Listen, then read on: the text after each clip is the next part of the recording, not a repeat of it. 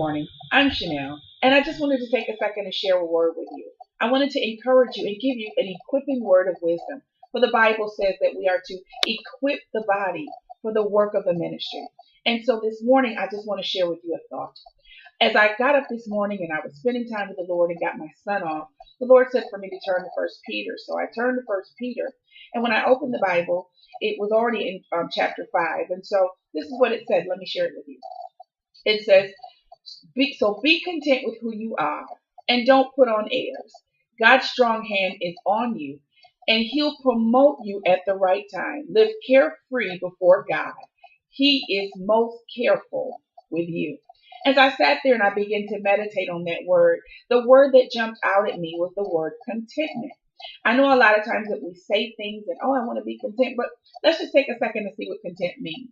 So the word in contentment is two words. The root word is content, and then we have mint. So content means a state of peace and a state of harmony and a state of happiness.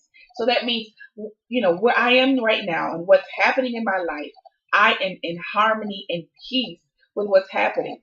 And then the word mint means it's the result of or the state of.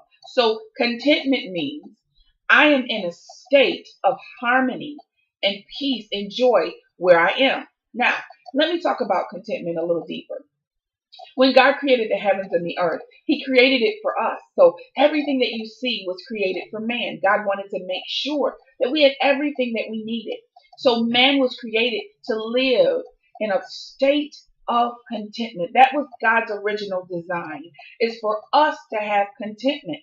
But Satan came in, and what did he do? He disrupted God's original plan by trying to make Eve feel restless, that you don't have it all. You're missing something. See this picture? And what happened? She got restless and she lost contentment.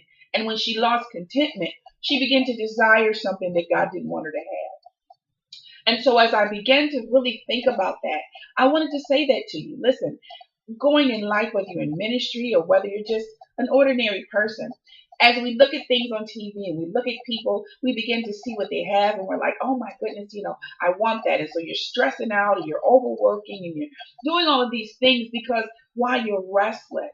But God says, listen, I want you to get to a place in your life where you know what, you're okay.